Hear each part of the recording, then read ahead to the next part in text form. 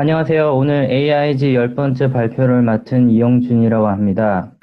오늘 제가 발표할 논문은 Generating Items During Testing이라는 논문이고요. 수잔 엠브레슨 선생님께서 1999년도에 사이코메트리카 저널에 퍼블리시한 논문입니다. 어, 이 논문은 온라인의 상황에서 이제 문항을 제작을 하는데 이제 테스트가 이루어지는 상황에서 아이템이 실시간으로 제너레이션 되는 거를 하고 싶다. 그리고 그게 가능하다. 그리고 그런 시대가 왔다. 이렇게 이제 논문을 시작을 합니다. 근데 이런 상황에서 우리가 고려해야 될 어떤 이론적이고 근본적이고 또 실용적인 어떤 이슈들이 어떤 것들이 있는가 이런 질문들을 던지면서 논문을 시작을 하고 있습니다. 그래서 그러니까 지금으로부터 사실 이제 20년 전인 상황에서, 이런 온라인 상에서 이제 아이템이, 오토매틱하게 제너레이션 될 때, 기존에 우리가 사용해오고 있었던 그런 어떤 모형이라든지 방법이라든지 이런 것들이 그대로 적용이 되었을 때, 과연 아무런 문제가 없느냐, 이런 부분들을 이제 심도 있고 굉장히 이론적이고 과학적인, 툴들을 가지고서 설명을 하고 있습니다. 그런 상황에서 이제 우리가 볼 수 있는 것들 중에 하나가 뭐냐면은 기존에 지금도 사실 많이 사용되고 있는 이제 모형이 뭐냐면은 아이템 모수가, 문항 모수가 이제 캘리브레이션이 된 상황에서 이미 알려져 있는 상황인 거죠. 그런 이제 문항 모수를 활용해서 우리가 vertical scaling 을 한다든지 또는 뭐, 컴퓨터라이즈드 어댑티브 테스팅을 한다든지 이런 테스트 디자인을 이제 옵티마이제이션을 하기 위해서는 그런 아이템 퍼레메터들이 캘리브레이션 된 상황들을 가지고서 많이 접근을 하고 있는데 온라인 상황에서 이제 아이템이 제너레이션 되면은 사실 이게 캘리브레이션이 되는 게 아니고 그 자리에서 이제 아이템 퍼레메터가 에스티메이션이 이루어지고 있기 때문에 기존의 접근이라든지 방법들을 그대로 적용하기가 어려움이 있다라는 부분들을 얘기를 하고 있습니다.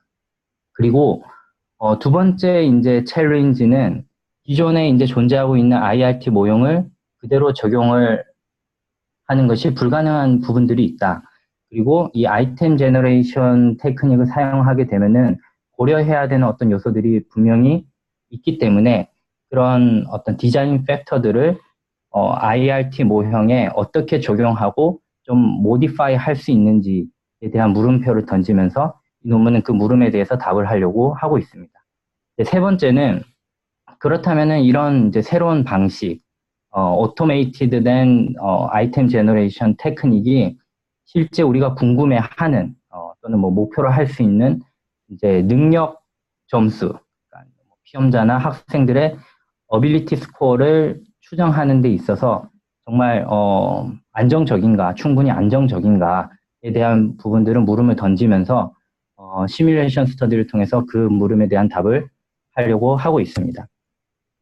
그래서 크게 이 논문은 세 개의 챕터로 나뉘어질 수가 있는데요. 첫 번째 챕터에서는 Cognitive Design System Approach를 적용해서 개별적인 아이템을 제너레이션 함에 있어서 어, 큰 골격이 될 수 있는 아이템의 스트럭처를 만들어내는데 필요한 디자인 프린시플스를 우리가 고려해야 된다. 이렇게 이제 이야기를 하고 있고요. 두 번째 챕터에서는 이 디자인 프린시플스를 이제 기존의 IRT 모형에 더해서 더 확장하는 측면에서 새로운 IRT 모형을 제안을 하고 또 어떻게 추정이 될 수 있는지에 대해서 보여주고 있습니다.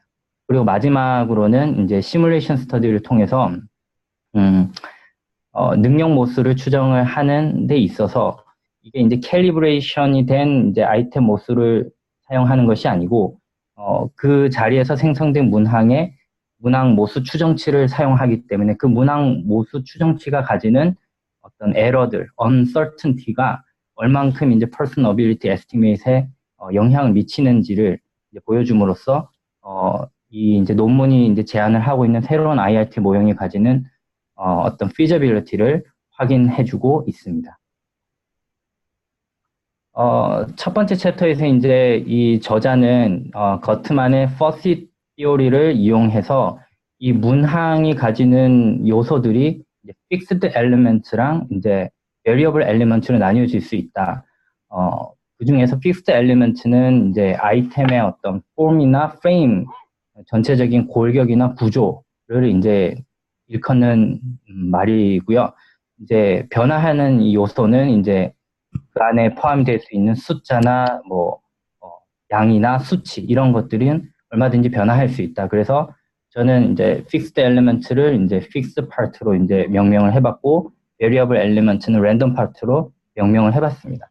그래서 이 수치나 이런 부분들은 저희가 지금까지 이제 리뷰를 하면서 이제 많이 봐왔듯이 충분히 어떤 제한된 어떤 범위 안에서 이런 넘버들을 많이 바꿔주고 변화시켜주고 함으로써 굉장히 이제 이론적으로는 무수히 많은 동등한 수준의 문항들을 제작할 수 있다.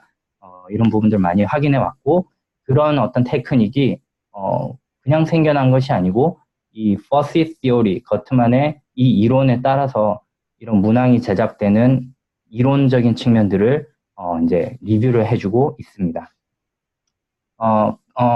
이제 수학 문제를 예로 들어서 설명을 해주고 있는데요. 이 수학 문제는 저희가 지금까지도 봐왔듯이 고정되어 있는 측면들이 있고 뭐 그래매티컬한 측면이라든지 어떤 상황이라든지 이런 부분들이 고정이 될 수도 있지만 또 변화할 수도 있고 그 안에 들어가는 어떤 뭐 이름이나 세부적인 내용들 또는 숫자들도 타겟하고 있는 어떤 난이도 수준에 따라서 고정이 될 수도 있고 또 변화할 수도 있는 그런 측면들이 있음을 보여주고 있습니다. 그래서 어떤 큰 골격, 아이템 폼이나 이런 프레임을 하나를 만들어 놓으면은 아주 대표적인 예시가 될 수 있는 이 문항을 통해서 엄청나게 이제 복제를 이제 많이 할 수 있는 거죠. 지금과 같은 이 앞에서 예시로 든 이 수학 문제는 아이템 클런즈의 한 예로 볼 수가 있습니다. 그래서 이 아이템 클런즈는 어떤 한 대표적인 어떤 문항이 가진 어떤 골격, 구조, 어떤 묻고자 하는 부분들을 놓고서 어떤 몇 개 일부분의 어떤 변화할 수 있는 엘리먼트를 변화시킴으로써 그 대표적인 한 문항을 바탕으로 제작되어지는 모든 이제 문항들은 측정학적으로 동일하다. 동일한 수준의 문항으로 우리가 볼 수가 있다라고 해서 아이템 클런즈로 이제 명명을 하고 할 수 있다라고 얘기를 하고 있고요. 이와는 사실 별개로 이 논문에서 이제 포커스를 두고 예시로 제시를 하고 있는 부분은 이 structurally equivalent item이라고 해서 구조적으로 동등한 아이템. 이 아이템은 아이템 클론즈랑은 약간 이제 쓰이는 맥락이 조금 다른데 이런 아이템들은 어떤 한 구조이긴 하지만은 그 구조 안에 포함되어 있는 모든 세부적인 요소들이 바뀔 수가 있다. 그리고 바뀌어진 이 문항들은 structurally equivalent한 아이템들이다라고 명명을 하고 있습니다.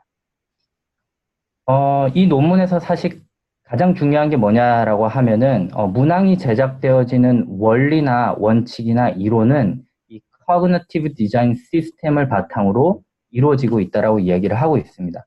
그래서 사실 이제 automated item generation이라는 이 테크닉을 사용하는 것이 어떻게 보면은 그냥 테크닉적인 측면으로 우리가 받아들이기가 쉽 수 있는데 저희가 뭐 지금까지도 계속 리뷰를 해왔듯이 그냥 단순한 테크닉을 적용하는 것이 아니고 이 인지 심리 이론 또는 뭐 인지 체계에 따른 문항을 푸는 어떤 방법, 접근 전략 이런 인지 체계 구조 이런 것들이 통합이 돼서 이 문항을 푸는데 문항을 해결하는데 문제를 해결하는데 쓰이는 모든 인지적인 어떤 과정들이 다 포함이 되는 그런 이론을 바탕으로 하고 있다라고 이야기를 하고 있습니다. 그래서 이 과정은 사실 수학적으로도 모델링이 가능하다라고 이야기를 하고 있고 이 논문에서 그거를 구체적으로 다루고 있지는 않았지만은 다른 논문에서 이런 수학적인 모형이 있다라고 이야기를 해주고 있습니다. 그래서 이제 인지 이론에 따라서 문항을 이제 문제를 해결하고 문항을 풀고 하는 것들이 타겟하고 있는 어떤 그런 부분들과 밀접하게 연관이 되어 있다. 그래서 그런 부분들을 잘 고려를 해서 어떤 문항을 제작을 하고 스트럭처를 만들어내고 대표할 수 있는 어떤 문항을 만들어낼 때 이런 인지 이론을 이용해서 어떤 체계적이고 구조적인 접근을 통해서 만들어야 된다라고 이야기를 하고 있습니다. 세부적인 그런 아이템 피처들을 아이템의 어떤 특징들, 특성들 이런 것들을 이제 바꿔줌으로 인해서 그런 바꾸는 어떤 세부적인 요인들이 있습니다. 예를 들어 뭐 숫자를 바꾸는 거일 수도 있고 또는 인지 체계 또 문항을 푸는데 필요한 어떤 인지적인 과정의 어떤 측면들을 어떤 것들이 있는지를 세부적으로 명세화시킴으로 인해서 그런 세부적인 어떤 요소들이 어떻게 문항의 난이도나 문항의 변별도와 연관이 되어 있는지를 보여줌으로써 아이템 단위로 컨스트럭 밸리디티를 확인을 할 수 있다라고 이야기를 하고 있고요. 또한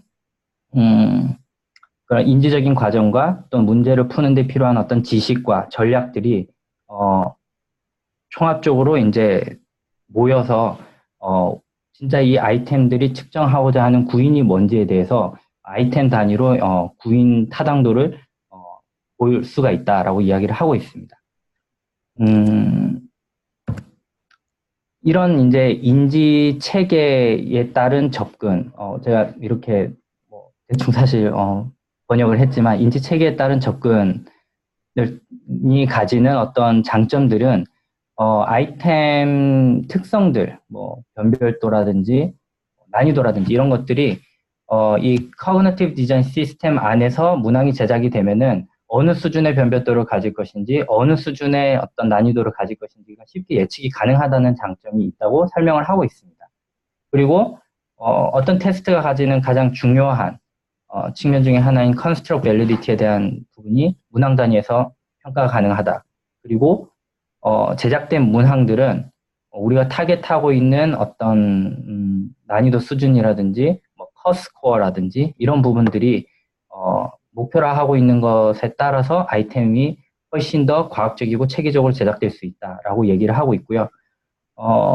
종합적으로 이야기를 하면은 이런 Cognitive Design System 어프로치를 사용하게 되면은 문항이 제작되는 그 단계에서 테스트가 가져야 할 어떤 중요한 요소들이 체계적이고 이론적으로 검증이 될 수 있는 절차들이 갖추어질 수 있다라고 얘기를 하고 있습니다.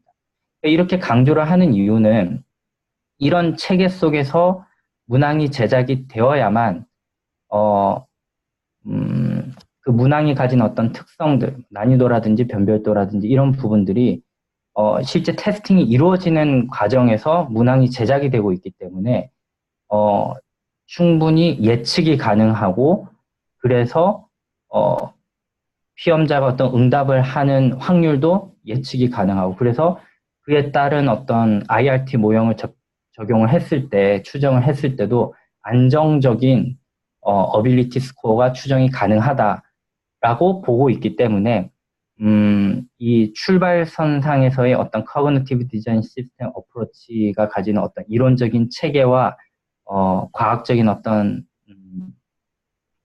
근거들을 상당히 많은 지면을 통해서 강조를 하고 있는 것 같습니다. 예시를 들고 있는데요. 추론 아이템을 이제 예시로 들고 있습니다.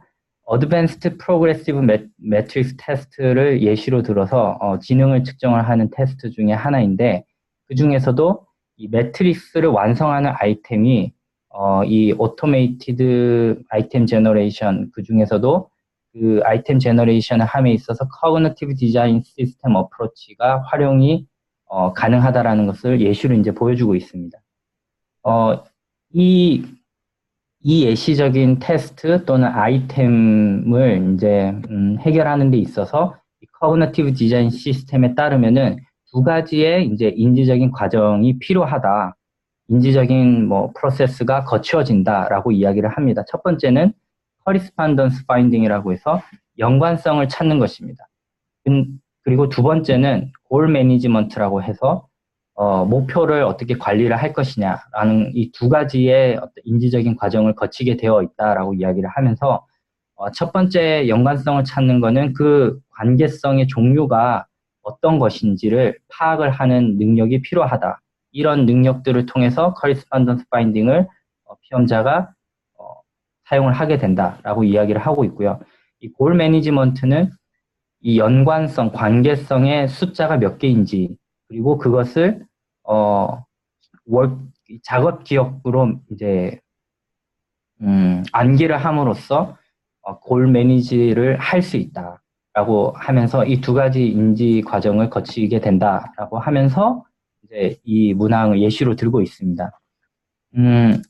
그래서 왼쪽에 이제 매트릭스 예시가 이제 문제가 이제 주어져 있고 오른쪽에 8개 이제 보기 항목 중에서 이제 하나를 고르는 건데 추론을 이제 하는 거죠. 시험자가. 그러면은 두 가지 인지 체계를 사용을 해서 이거를 문제를 풀게 되는데 저는 사실 이 문제를 처음 봤을 때 법칙이 몇 개인지를 찾는 거지 이 안에서 어떤 관계가 있는 것인가를 찾기는 좀 사실 어려웠습니다. 근데 나중에 이제 뒤에 이렇게 보니까 이 연관성이 있는 것을 어떤 종류를 찾는 것이 없다라고 얘기를 하더라고요. 그래서 이 문항을 스페시피케이션 명세화를 하는 그 표에서 뒤에 그 논문 뒤에 보시면 나오는데 그게 이제 사용을 하지 않는다라고 얘기를 하더라고요. 그래서 그러면은 과연 이 correspondence finding이 있는 문항은 또 어떤 것이 있는가라는 좀 궁금증이 좀 생겼고요. 근데 이 논문에서는 사실 예시로 들었기 때문에 구체적으로 어떤 문항들이 있는지에 대해서는 얘기를 하고 있지 않습니다.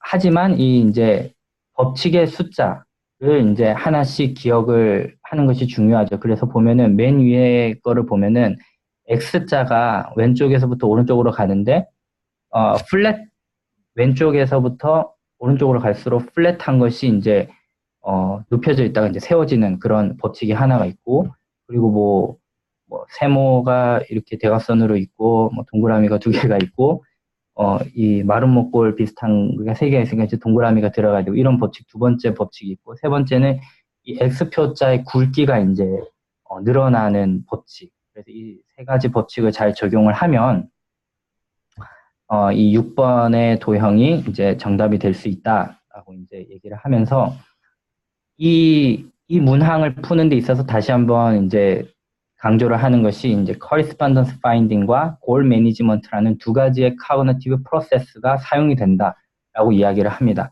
제가 조금 make sense 하지 않았던 부분은 이 이제 두 가지 프로세스가 사용이 되지만 이 correspondence finding은 여기서 사용이 되지 않았다라는 부분들.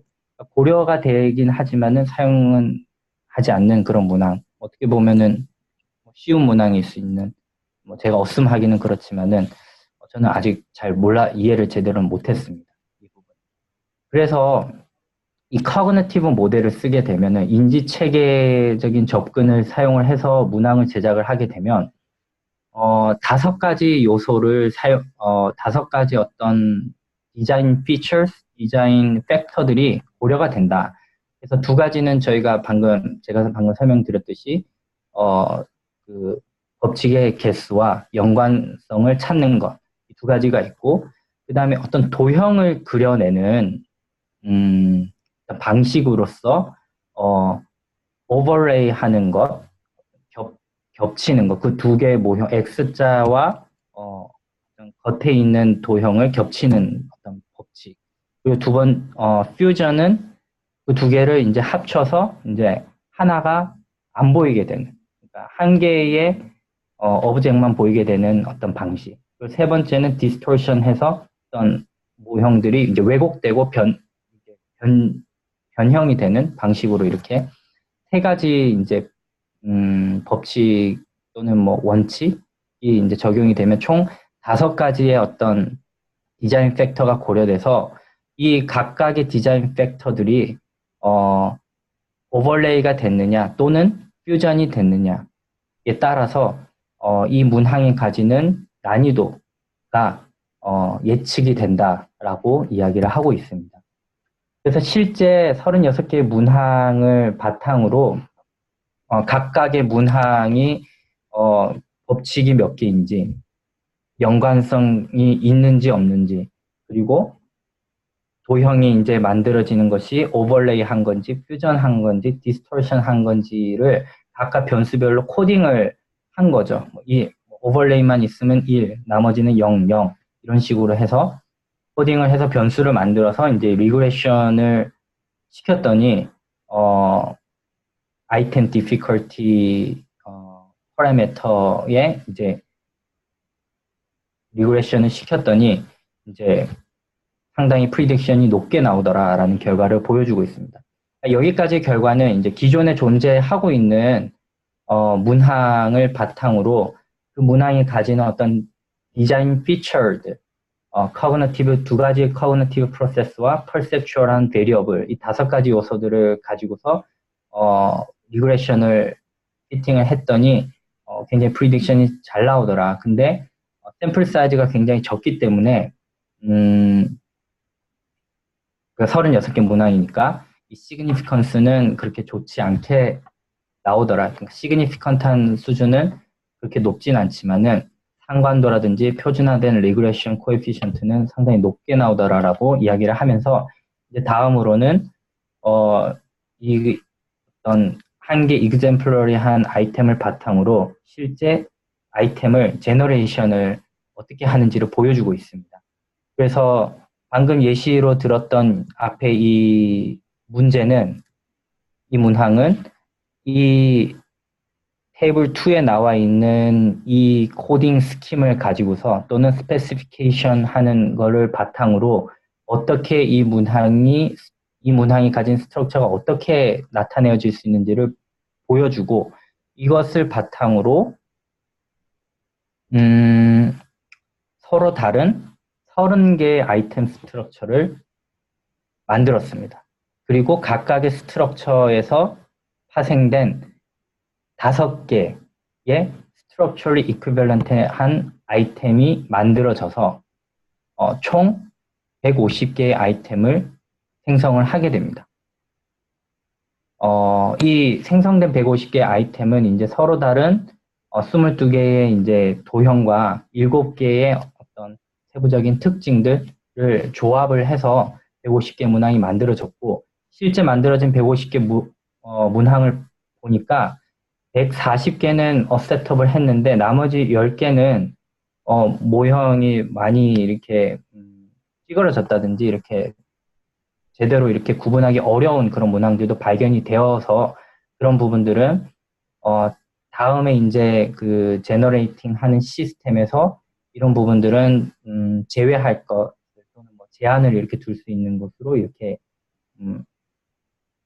노트를 이렇게 하고 분석에서 어떤 제외된 부분들로 이렇게 논문에서 기술을 하고 있습니다. 그러니까 재밌었던 점은 실제 이 온라인상에서의 아이템 제너레이션이 이루어질 때 그냥 아이템이 만들어진 것들을 바로 사용을 하면 안 되고 여러 번의 어떤 시험을 통해서 또는 적용하고 그 문항을 검토하는 작업도 필요하다라는 거. 그러니까 프로그램을 따라서 프로그래밍만 너무 믿고 그 제작된 문항들에 대해서 이렇게 신뢰를 100% 신뢰할 수 없는 부분들이 있다라는 것들을 이제 보여주는 것이 상당히 프랙티컬한 측면에서 우리가 잘 주의 깊게 들을 필요가 있지 않는가라는 생각을 해봤습니다. 결과는 이렇게 이제 만들어진 문항들을 이제 기존의 IRT 모형을 해봤더니 라시 모형이라든지 3PL 모형보다 2PL이 모델 핏이 더 좋게 나왔고 구인 타당도를 측정을 했는데 앞서 이제 이 리그레션을 피팅한 방식과 똑같이 이제 피팅을 했더니 그 앞에 피팅했던 방식에서 나왔던 결과와 상당히 유사하게 나오더라. 그래서 프리딕션이 잘 됐다라는 거죠. 거죠. 아이템 difficulty에 대한 부분들이. 그리고 측정학적인 동질성이 어떻게 또 평가가 됐냐면은 회귀 분석을 했는데 아이템 스트럭처 아까 전에 30개의 아이템 스트럭처가 있고 각 스트럭처마다 5개 이퀴밸런트한 아이템이 만들어졌잖아요. 그래서 그 부분들을 가지고 이제 이 특정한 아이템 스트럭처가 어떻게 또 영향을 미치는지 리그레션을 피팅을 해봤더니 굉장히 높은 프리딕션 결과가 나오더라. 비교를 해보니까 앞에서 피팅을 했던 이제 5개의 커그니티브 피처를 통해서 얻어진 결과보다 훨씬 더 예측력이 높게 나왔다라는 거죠. 그래서 결과적으로 보면은 이 5개 커그니티브 피처만 고려한 어떤 부분들을 가지고서는 이 아이템이 가진 어떤 구조적인 부분들까지 fully 다 이렇게 표현을 해내지 못한다, fully 설명하지 못하는 부분들이 있더라라는 것을 밝혀주고 있습니다. 근데 그런 structure specific한 파라미터가 그럼 고려돼야 되지 않을까라는 생각을 제가 해봤는데 이 논문에서는 그런 부분들까지는 스터디를 하고 있지 않았습니다. 이런 결과를 바탕으로 이 논문의 저자는 이제 기존에 이제 2PL 모형으로는 이 디자인 피처, 커그니티브 프로세스를 포함한 5가지 커그니티브 피처들이 이 IRT 모형에서 반영이 돼야 된다. 그래서 더 새롭고 조금 더 복잡한 모형이 필요하다라고 하면서 이름하여 2PL Constrained Model이라는 걸 명명을 함으로써 지금과 보시는 바와 같은 어떤 수식으로 모형을 제안을 하고 있습니다.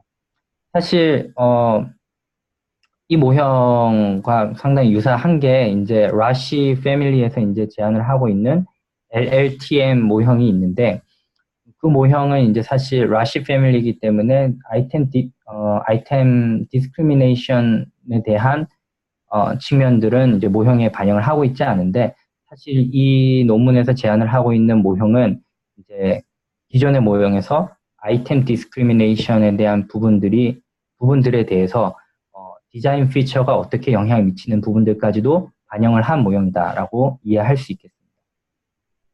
그래서 이제 문항 반응 곡선 또는 문항 반응 특성은 이제 디자인 피처 K와 아이템 슬롭과 디피컬티 간의 관계가 함께 고려된 수식 안에서 나타내어질 수 있다라고 이 수식을 통해서 이야기를 하고 있고요. 추정은 어떻게 하는지에 대해서 사실 어렵지 않게 이런 치환을 해서 아이템 10분 남았습니다. 아이템 슬롯과 아이템 디피컬티에 대해서 이제 각각 미분을 해서 세컨드 데리베티브까지 보여줌으로써 이제 기존에 이제 우리가 활용할 수 있는 조인트 맥시멀 라이클리후드 에스티메이션 사용하면 가능하다라고 보여주고 있습니다. 그래서 이 모형을 가지고서 적용을 해봤더니 결과가 괜찮게 나왔다라는 거죠. 굉장히 피저블하고 이 고려되고 있는 5가지 커그니티브 피처가 이 difficulty와 슬롭 간의 관계들까지도 잘 설명을 하고 있다라고 얘기를 하고 있습니다.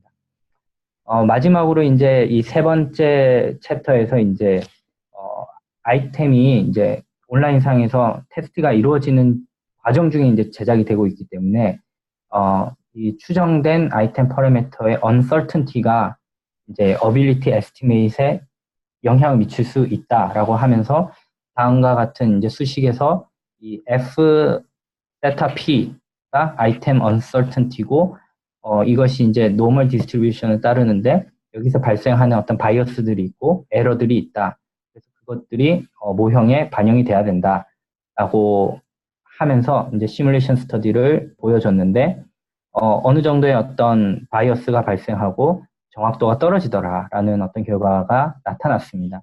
근데 그렇게 크지는 않다라고 이야기를 또 마무리를 짓고 있으면서 이제 그래도 feasibility가 충분히 있고 조금 문제가 여기서 발견된 어떤 문제점들은 충분히 보완 가능한 부분들이다라고 하면서 이제 논문을 이제 마무리를 하고 있습니다.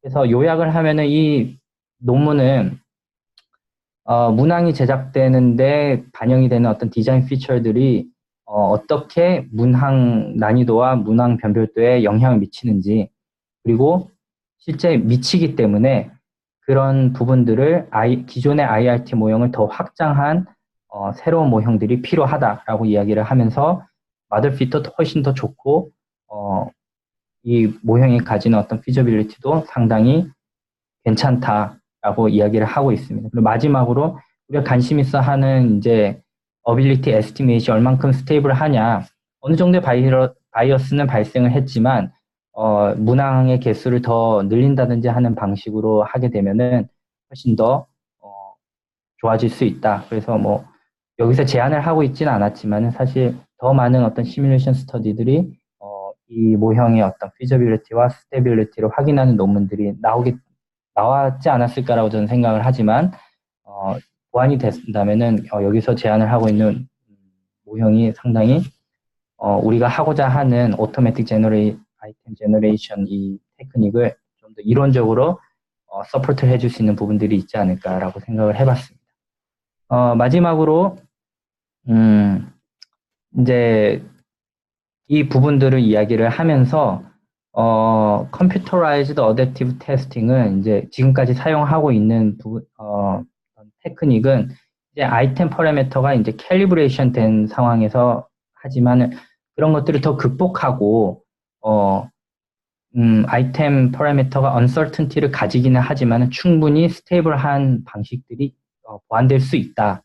그런 연구들이 더 많이 이제 연구가 진행이 되면은 여기서 제안을 하고 있고 저희가 연구를 하고 있는 이 오토매틱 아이템 제너레이션이라는 이 테크닉이 가지는 어떤 과학적인 이론과 어떤 인지 체계를 활용한 어떤 서포팅을 해줄 수 있는 부분들이 굉장히 많다라고 이야기를 해주고 있습니다.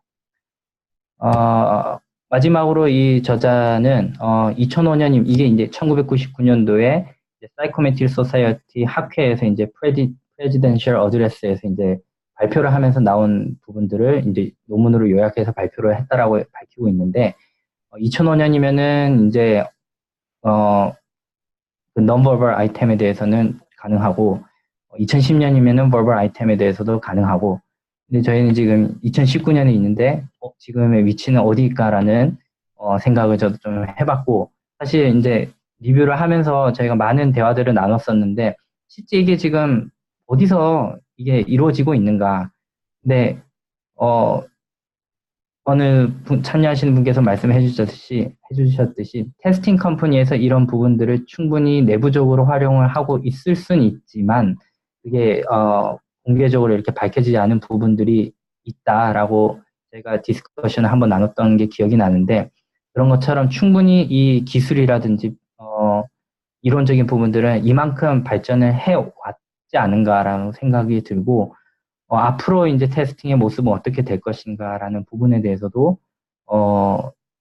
굉장히 재밌고 또 흥미있게 생각될 수 있는 그런 논문이었습니다.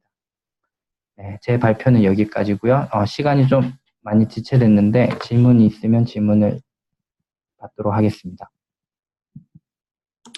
질문은 다음번 세션으로 하시죠. 시간이 많이 지체돼가지고 지금 여기서 질문을 뭐 더 이상 할 수 있는 시간 없을 것 같고 오늘 방을 강제로 하나 더 열도록 하겠습니다. 발표 일단 마치시고 네. 제가 디스커션 방을 따로 만들죠. 시간이 너무 지체돼가지고 지금 2분 안에 다 마칠 수가 없어서 알겠습니다. 하도록 하겠습니다. 네, 수고하셨습니다. 네.